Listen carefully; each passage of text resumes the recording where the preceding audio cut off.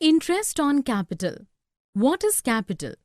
The funds that were raised to support a business or for a project are called as capital.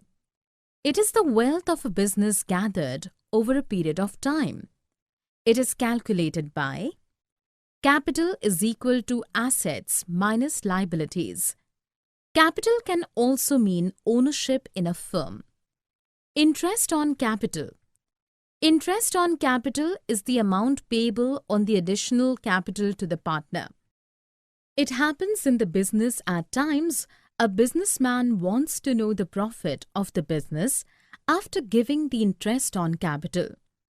The interest is calculated at a given rate of interest of capital in the beginning of the accounting year.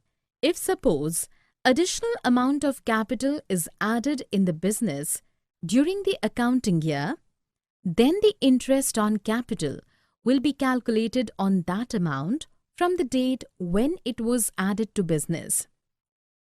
Interest on capital is treated as expense of the business and the entry would be done as given.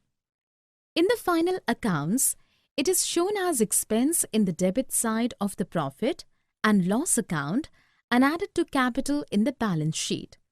For example, we assume that Rahul decides to give 5% interest on capital.